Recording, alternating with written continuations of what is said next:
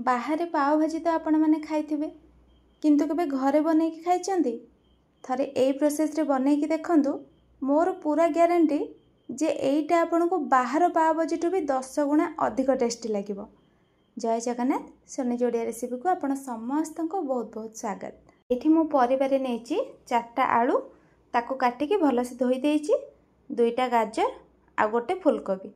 एथरे आलू आ फुलकोबी समान भाग रे नेबे किंतु गाजर तार अधा नेबे। गोटे छोट कैप्सिकम को काटिकी नेची, टिके बड़ साइज रो काटिची। आउ एठी मो 50 ग्राम रो ग्रीन मटर नेची, मो फ्रोजन नेची, आपण फ्रेश भी नै परिबे। आउ एठी खंडे बीट को काटिकी नेची, याको आमे परे कोरिकी दबा भाजी रे भलो कलर आसीबा पई, जेहेतु एथिरे आमे फूड कलर यूज करबानी। एबे ए सब परिबा को प्रेशर कुकर रे दे दबा। आ स्वाद अनुसार लूण देकी 2 कप पानी दबा। आ टिके मिक्स करके प्रेशर बंद करके मीडियम फ्लेम रे 2टा हुइसिल आसीबा जाय याको सिझेबा। आ हुइसिल आसिला परे गैस ऑफ करके प्रेशर पूरा ठंडा हला परे आमे कवर खोलिबा। एबे देखंतु परिबा पूरा भलो से सिझी जाईची। परिबा को एमिति सिझेइथिबे जेमति आराम से भांगी जाउथबो, काहेकि ना आमे ए सब को भलो से मैश करबा तो जेमिति किछि भी परिबा गोटा गोटा हेके न रुए। एमिति गोटे मैशर नै कि सेथरे ए सब को भलो से चकटी दबा।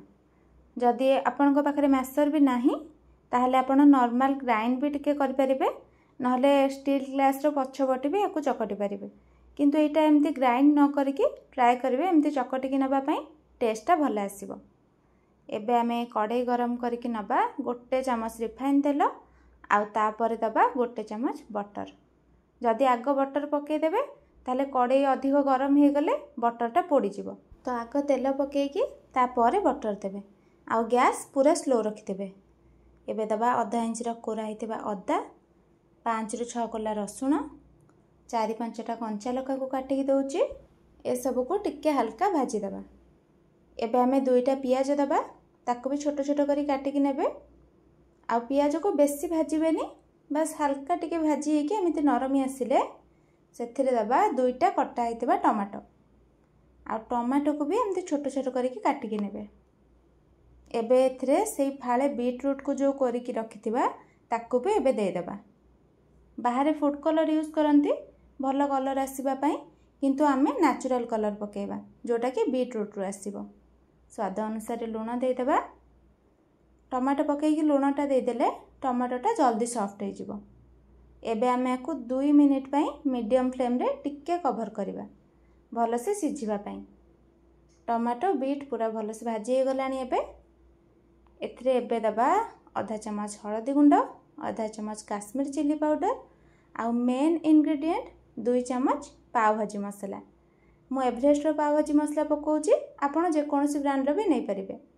एबे अल्प टिके पानी देकी मसला को भलो से भाजी दबा, काहेकि ना मसलाटा अधिका अछि तो पानी टिके दे देले सुखा सुखा रहइबनी। आ टिके पानी दे दबा।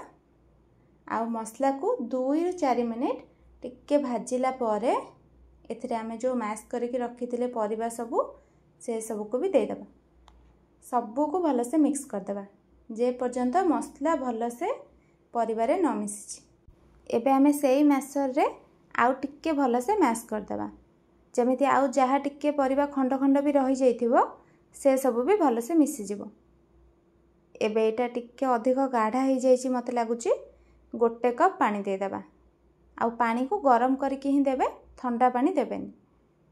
टिके भलो से गरम हे गला परे याकू 5 मिनिट पई मीडियम फ्लेम रे कवर करके छाडी दबा। ए पूरा प्रोसेसटा आपन को बनैबा पई हार्डली आधा घंटा रू भी कम टाइम लागिबो। आ बनैबा तो देखुचंदी केते सहज। एटी देखंतु भाजी हमर पाखा पाखी हेई आसिलानी। एबे आमे लास्ट को किछि फ्रेश कटा हेतिबा धनिया पत्र दबा, मिक्स कर दबा। आउ आधा चमच बटर भी दबा। पाव भाजी रो टेस्ट को डबल रू भी ट्रिपल करे दबो ए बटर। आ जदि आपन को क्वांटिटी टिके अधिक लागुची ताले आपन निज हिसाब रे टिके कम करके दे परिबे बटर। देखंतु कवर काढिला परे केते टेम्पटिंग देखा होची।